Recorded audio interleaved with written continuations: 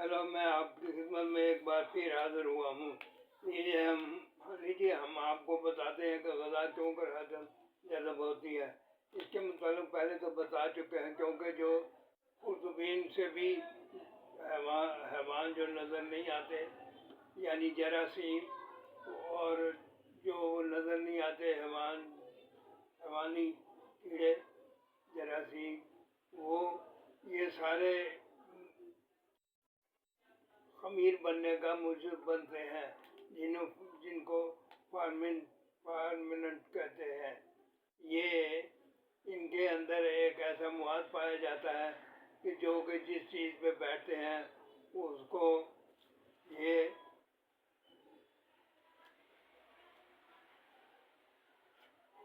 तब्दील कर देते हैं, उसकी तब्दील होकर मुख्तलिफ अशकाल में ले आते हैं।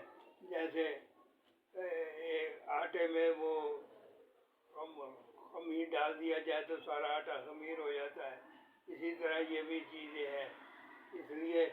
ये तो पहले बता चुके। और जो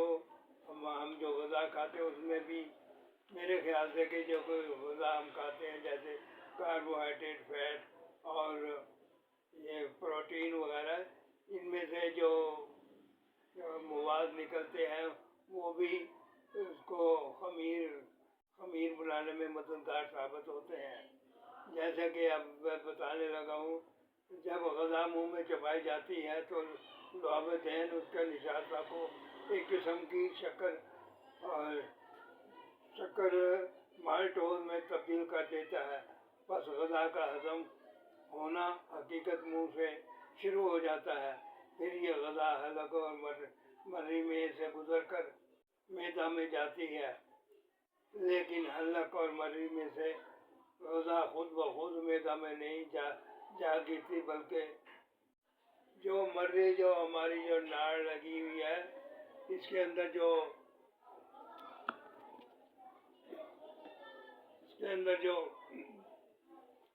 कुदरत ने जो ये पाइप सा लगा हुआ है, इसके अंदर जो मसल जो है वो हिलते और ग़ज़ा को दबा दबा कर नीचे ले जाते हैं। जैसे कि हम दवाई की जो गोली होती है वो जब खाते हैं वो तो खुद ब खुद नीचे नहीं जाती, वो उसके लिए हम पानी पीते हैं, वो पानी उसे धकेल कर नीचे ले जाता है, क्योंकि वो हलक में टाइट बनकर नहीं जाती, इसलिए वो जो पट्टे होते हैं वो वर्क नहीं करते। ये इसका एक ये फ़ायदा है कि हमारी खुराक को हलक, जो मर्री, जिसे मर्री कहते हैं, तो वो उसके पट्टे जो है खुराक को दबा दबा कर नीचे मैदे की तरफ लेके जाते हैं, और मैदे में बल्कि हलक उजलाती रेशे सुकड़ कर इसको नीचे मैदा की तरफ धकेलते हैं। इसलिए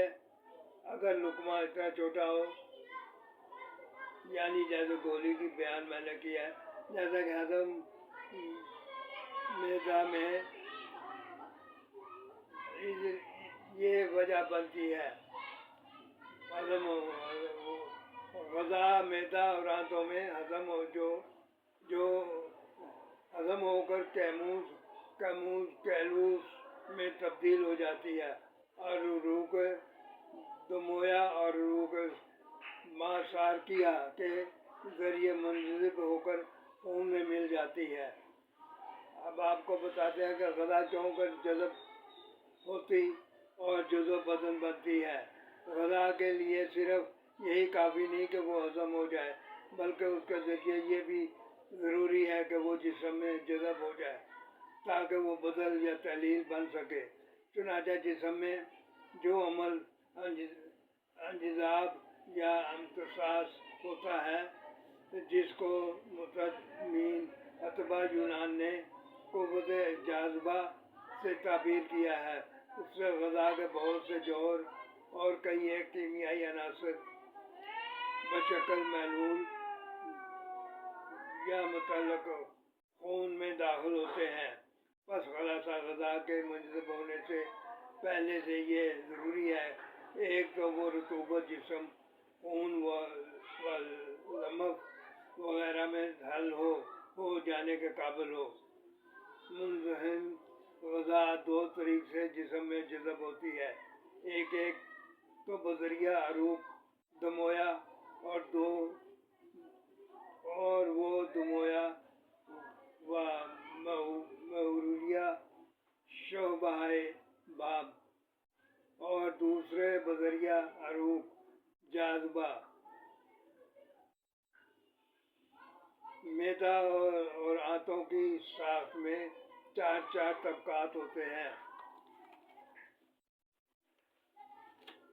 اور ان کے اندرونی دو طبقات میں تو بہت سے چھوٹے چھوٹے خطوط پائے جاتے ہیں جن سے رطوبت راوج پا کر غذا کو ہضم کرتی ہے، اور ان کے بیرونی دو طبقات میں عروق دمویہ عروق جاذبہ کا جال پھیلا ہوا ہے۔ چنانچہ عروق دمویہ اور 5 وریدوں اور ورید معدہ، نمبر 2 ورید امعاء بلائی، 3 ورید امعاء زیریں، 4 ورید طحال اور ورید لبلبہ میں ختم ہوتی ہے، اور ان 5 وریدوں کے باہم ملنے سے ورید باب الکبد یعنی پورٹل وین بنتی ہے۔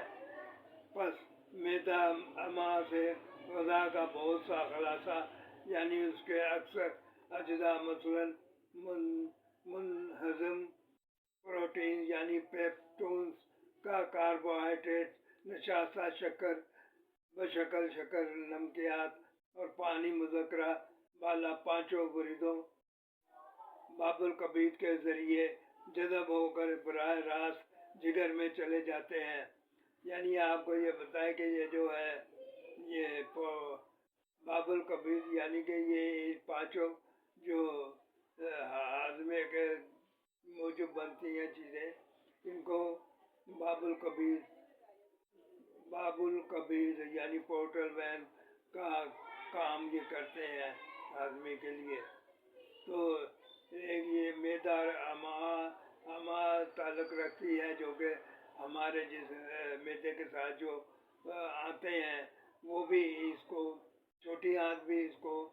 ہضم کرنے میں مددگار ثابت ہوتی ہے، جسے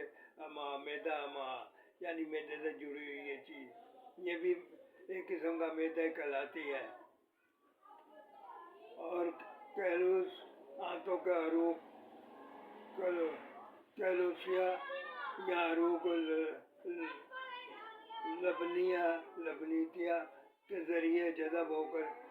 براہ مجرا صدر وریدی خون میں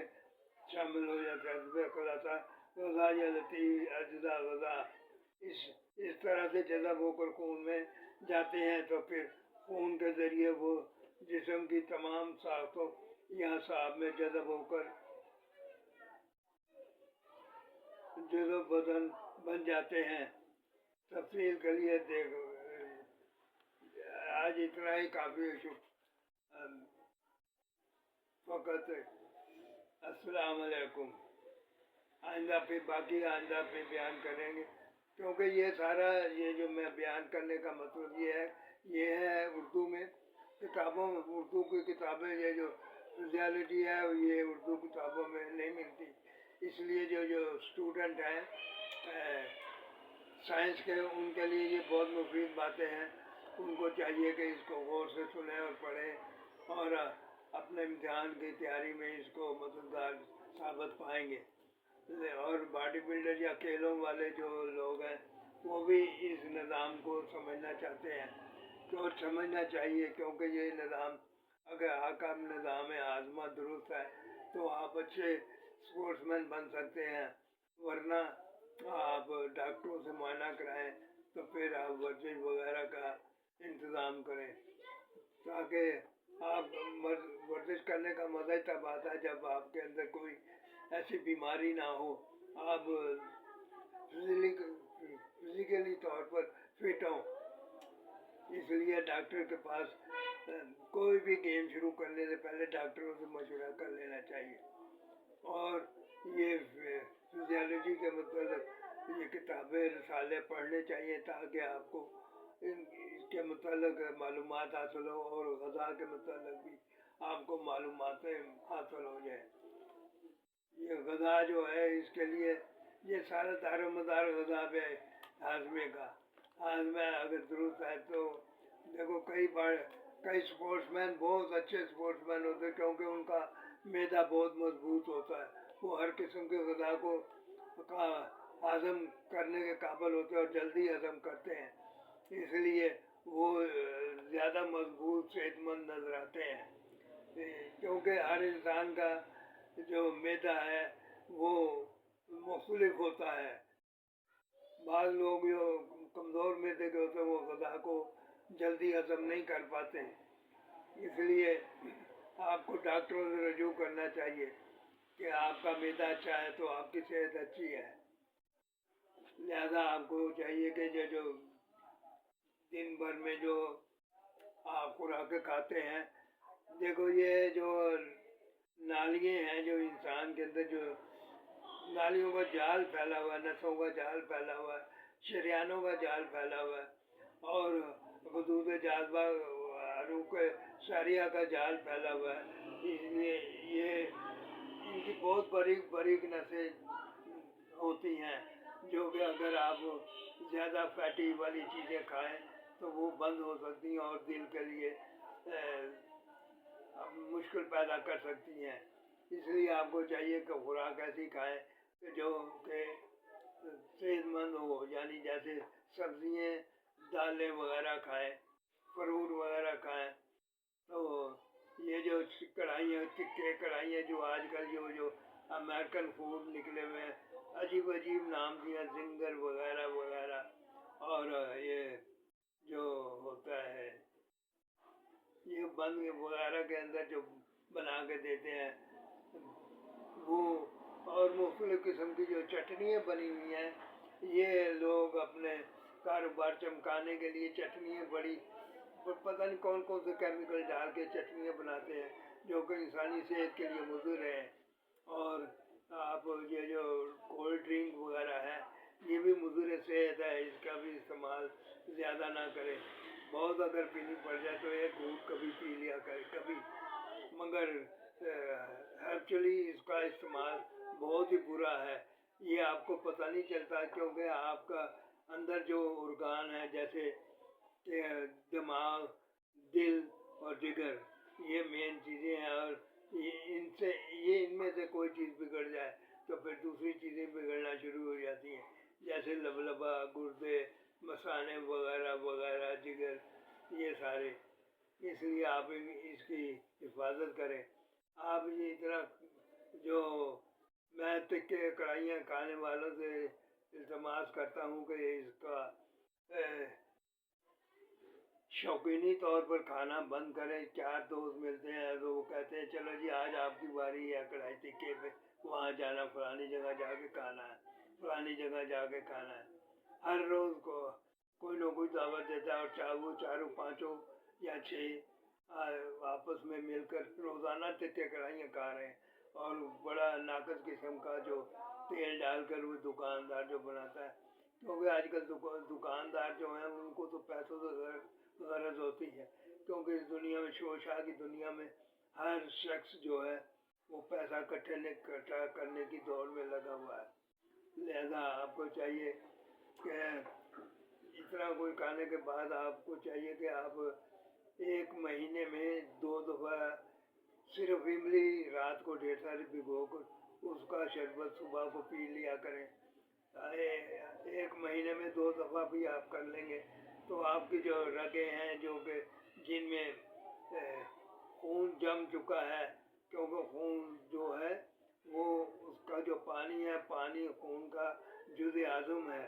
تمام غذائیں جو ہم کھاتے ہیں ان میں پانی ہی ہوتا ہے، وہ پانی ہی اس کو ہضم کرنے میں سہارا دیتا ہے، اس لیے آپ یہ خون کو پتلا کرنے کے لیے یعنی اس کو ہلکا کرنے کے لیے خون کو، تو آپ مہینے میں 2 دفعہ جلاب لیں، املی کا جلاب لینے سے کمزوری نہیں ہوتی، ویسے عام آپ کو اگر جلاب آنے شروع ہو جائے، پیچس لگ جائیں، مروڑ لگ جائیں تو اس سے کمزوری نہایت ہو جاتی ہے، مگر املی جو ہے وہ جلاب تو لگا دیتی ہے، صفائی معدے کی آنتوں کی صفائی کر دیتی ہے، اور خون میں ہلکا پن پیدا کر دیتی ہے، مگر کمزوری نہیں ہونے دیتی، کیونکہ املی میں بھی طاقت ہوتی ہے۔ املی کو ہم لوگ یوں ہی سمجھتے ہیں کہ یہ ایسی ناقص غذا ہے، مگر املی میں طاقت ہوتی ہے۔ آپ ایسی غذائیں کھائیں، صبح کو 1 سیب روزانہ کھائیں، اور ان چیزوں کا استعمال کریں، دالیں کھائیں، چھلکوں سمیت کھائیں، اور بھوسی والا اناج کھائیں، اور جو کھائیں، جئی کھائیں، اور لیس دار جیسی گلوٹین والی چیزیں کھائیں، جیسے ماش کی دال، مونگ کی دال، اور کافی اناج جو ہیں وہ لیس دار ہوتے ہیں، گلوٹین کی بھی ہمیں ضرورت ہے۔ اسی طرح جو جنیت دینے والے جانور ہیں، جیسے بچے وغیرہ دیتے ہیں، ان کا جو دودھ اور پنیر وغیرہ جو کھائے وہ بھی اس کی بھی ضرورت ہے۔ اور جو مایوسین جو ہے، یہ جو اصلی یعنی اعضا کا گوشت اور اعضا اور گوشت، اس کا بھی، کیونکہ ان کے اندر وہ قدرت نے وہ صلاحیت پائی ہوئی کہ آپ کا ہضم ہاضمہ کرنے میں مددگار ثابت ہوتے ہیں۔ آپ کو چاہیے کہ یہ جو آپ اوپر سے تو بہت کچھ کھاتے ہیں، بڑا کچھ بنتے ہیں، مگر اندر کا بھی تو خیال کریں کہ اندر جو آپ کے جو ارگان ہیں، دماغ ہے،